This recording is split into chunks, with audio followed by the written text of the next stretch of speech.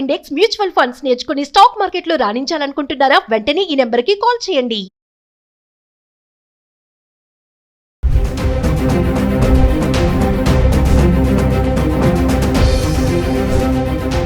నమస్తే, welcome back to Suman TV. Present మనతో పాటు ఉన్నారు అనలిస్ట్ మందర కృష్ణారెడ్డి గారు. నమస్తే సార్. నమస్తే అమ్మా. సార్, బంగారం వెండి ధరలు మరి ఆల్ టైమ్ రికార్డ్ దాకా వెళ్ళిపోయాయి. 4,25,000 దాకా వెళ్ళిన వెండి ధర ఇప్పుడు మళ్ళీ 2 లక్షలు 3 లక్షల వరకు అయితే రావడం జరిగింది. ఇంకా బంగారం అంటారా 2 లక్షల వరకు వెళ్ళిపోతుంది అన్నారు. అది కూడా 1,50,000, 1,40,000. ఎందుకు ఒకసారి బంగారం ధరలో ఇలాంటి ఫ్లక్చుయేషన్స్ చూస్తున్నామంటే దీనికి కారణాలు ఏమై ఉండొచ్చు సార్? అంటే మనం ముందే చెప్పుకున్నాం, బంగారం కానీ వెండి కానీ ఖరీదైనటువంటి లోహాలన్నీ కూడా ప్రపంచ మొత్తం పరిస్థితుల మీద ఆధారపడి ఉంటాయి తప్ప ఒక భారతదేశం, ఒక హైదరాబాద్ మీద ఆధారపడి ఉండవు. ట్రంప్ విధానాల్లో ప్రతిరోజు మార్పు ఉండటం వల్ల వెండి బంగారం రేట్లలో కూడా తేడాలు వచ్చిన పరిస్థితులు ఉన్నాయి. అంటే విధానాల వల్ల ఇతర దేశాలతో సంబంధాలు తెంపుకోవడం కానీ, భయపెట్టడం కానీ, ఆ దేశాలను ఆక్రమించుకోవడం కానీ, రకరకాలుగా భయపెట్టడం, బీతాన్ని గురి చేయడం వల్ల కూడా ఆ దేశాలు భయపడి కొంత మార్పులు చేర్పులు వాళ్ళ దేశంలో చేసుకోవడం జరిగింది. తర్వాత డాలర్ పతనం కూడా కొంత కారణం ఈ పరిస్థితి ఏర్పడుతుంది. రూపీ బలపట్టం కూడా ఒక రకమైన కారణంగా ఉంది అని చెప్పడానికి అవకాశం ఉంది. ట్యాక్సెస్ విధానాల్లో కూడా కొన్ని తేడాలు రావడం, కొన్ని దేశాల్లో ట్యాక్సెస్ తగ్గించబడటం, కొన్ని ప్రభుత్వాలు ఇంతకుముందు పోయిన సంవత్సరం అంతా కూడా ప్రతి ప్రభుత్వం కూడా రిజర్వ్ బ్యాంకులు, ఆయా దేశాలకు సంబంధించిన రిజర్వ్ బ్యాంకులు విపరీతంగా బంగారాన్ని కొనిపెట్టుకునే ప్రయత్నం చేశాయి. ఇప్పుడు కొన్ని దేశాలు కాస్త దానికి పక్కకు పెట్టాయి. ఇప్పుడు కొనాల్సిన అవసరం లేదు, తర్వాత చూద్దాం అనే ఉద్దేశంతో. ఇలాంటి అనేక రకమైన కారణాల చేత బంగారం రేటు, వెండి రేటు కొద్దిగా తగ్గినట్టుగా కనపడుతుంది. కొంత ఫ్లక్చువేషన్ కనబడుతూ ఉంది. ఓ 10,000 పెరగడం, 10,000 తగ్గడం, 20,000 పెరగడం తగ్గడం. వెండి అయితే 20,000 తగ్గుతుంది, పెరుగుతుంది, ఇట్లా జరుగుతుంది. 3 లక్షల దగ్గర అటు ఇటు కొట్టుకుంటుంది.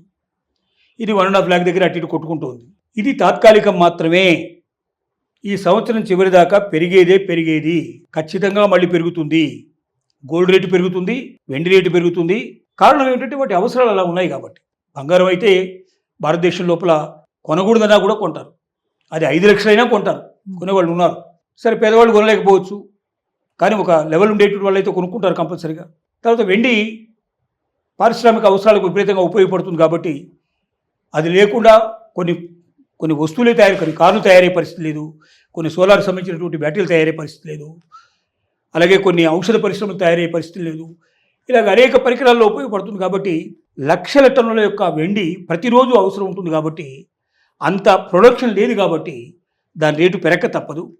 తాత్కాలికంగా కొంత ఫ్లక్చువేషన్స్ కనబడుతున్నా సంవత్సరం చివరి నాటికి ఖచ్చితంగా మ్యాక్సిమంగా పెరిగే అవకాశాలు కనబడుతున్నాయి. కాబట్టి బంగారం కొనాలా అక్కర్లేదనుకున్న వాళ్ళకి ఒకటే, డబ్బులుంటే కొనండి. డబ్బులుంటే కొనిపెట్టుకోవడం తప్పు లేదు. ఇంకా బాగా తగ్గుతుందేమో, 1,00,000కు వస్తుందేమో అనుకునే ఆలోచన మీరు చేయకండి. 1,50,000కు బంగారం పడదు. ఇట్లాగే 1,50,000 దగ్గరలోనే కొట్టుకుంటూ ఉంటుంది కొన్ని రోజులు. తర్వాత మెల్లగా పెరగడం మొదలు పెడుతుంది. 2 లక్షలు దాటేస్తుంది. ఇది ఎంత తరకు పోతుందో మనం బంగారం గురించి పూర్తిగా చెప్పలేం, కానీ వెండి మాత్రం ఖచ్చితంగా 5 లక్షల మార్కు దాటినా ఆశ్చర్యపడాల్సిన అవసరం లేదు ఈ సంవత్సరం చివరి నాటికి. కాబట్టి పేదవాళ్ళు, మధ్యతరగతి వాళ్ళు, దిగువ మధ్యతరగతి వాళ్ళు, ఎక్కువగా ఇన్వెస్ట్మెంట్ పర్పస్లో కొనుక్కునేటువంటి పెద్దవాళ్ళు కూడా వెండిని కొనుక్కోండి, భద్రంగా దాచిపెట్టుకోండి. వెండి మీద లోన్ తీసుకోవడానికి కూడా అవకాశాలు ఇప్పుడు ప్రభుత్వం కల్పించింది. బ్యాంకుల్లో పెట్టుకోవచ్చు, అలాగే మనపురం లాంటి మిగతా వాటిలో కూడా పెట్టుకొని లోన్ తెచ్చుకోవచ్చు మనం, ప్రైవేట్ వాటిల్లో కూడా. అలాగే వెండి 2 నుంచి 3 రేట్లు పెరుగుతుంది, ఇప్పుడున్న దానికన్నా డెఫినెట్గా పెరుగుతుంది. దాన్ని దృష్టిలో పెట్టుకొని వెండి మీద ఇన్వెస్ట్మెంట్ చేయొచ్చు. సంవత్సరం చివరి నాటికి పెరుగుతుందని నిపుణులు చెప్తున్నారు. ఇది మనం చెప్తున్న మాట కాదు, ప్రపంచ నిపుణులంతా చెప్తున్న మాట. వెండి ఖచ్చితంగా పెరిగి తీరుతుందని చెప్తున్నారు. బంగారం మాత్రం డెఫినెట్గా పెరుగుతుంది, కానీ ఆ లెవెల్లో పెరగదు. 2 లక్షల మార్క్ అయితే దాటి ముందుకు పోతుందని మాత్రం ఖచ్చితంగా చెప్తున్నాను. దీన్ని దృష్టిలో పెట్టుకొని కొనుక్కోదలుచుకున్న వాళ్ళు కొనుక్కోవచ్చు, కానీ అప్పు చేసి మాత్రం కొనొద్దని చెప్పి మనం వాళ్ళకి 1-2 సార్లు విజ్ఞప్తి చేస్తున్నాం. డబ్బున్న వాళ్ళు కొనుక్కొని పెట్టుకోవడంలో తప్పు లేదని మాత్రం చెప్పగలుగుతున్నాం. అంటే సార్, ఇప్పుడు తగ్గుతుంది కదా సార్, తగ్గుతున్నప్పుడు కొనుక్కుంటే రేపు పెరిగినప్పుడు మళ్ళీ లాభాలు వస్తాయి కదా. కరెక్టే, కానీ ఇప్పుడు ఏమవుతుంది ఇక్కడ పరిస్థితి అంటే, తగ్గుతున్నప్పుడు అంటే ఇంకా తగ్గుతుందని వెయిట్ చేశారు అనుకోండి, ఇంకా తగ్గలేదు అనుకోండి, మళ్ళీ 2 లక్షలకు వెళ్ళిపోయింది అనుకోండి, అప్పుడు ఏం చేస్తాం? కాబట్టి ఇది టైము 1.5 అనేది మధ్యస్థంగా ఉన్న పరిస్థితి. ఇంతకన్నా బాగా పడిపోయే అవకాశాలు ఉండవు.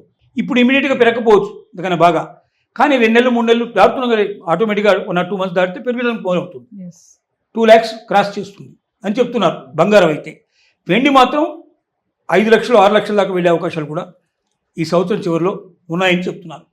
దీన్ని దృష్టిలో పెట్టుకొని పర్చేజ్ చేసేవాళ్ళు పర్చేజ్ చేసుకోవడం మంచిదని మనం చెప్తున్నాం. అంటే మరి ట్రంప్ తీసుకున్న నిర్ణయాలు కూడా ఇప్పుడు మళ్ళీ కొత్తగా వేరే వస్తున్నాయి కదా సార్, ఆ ఇంపాక్ట్ కూడా ఉంటుందంటారా? డెఫినెట్గా ఉంటుంది. ఒక ట్రంప్ నిర్ణయాలే కాదు, ఇంకా ప్రపంచ యుద్ధాలకు సంబంధించిన విషయం, ప్రపంచంలో మిగతా దేశాలకు సంబంధించిన విషయం, ఎప్పుడు ఏ దేశం ఎలా టన్ను తీసుకుంటుందో తెలియదు, ఏ దేశం మీద ఏ దేశం దండయాత్ర చేస్తుందో తెలియదు, ఎవరిని మింగేయాలని ప్రయత్నం చేయడం, ఇదంతా ఏంటంటే ఇప్పుడు ఆయుధాల మీద, ఆయుధ సంపత్తి మీద ఆధారపడినట్టు పరిస్థితి.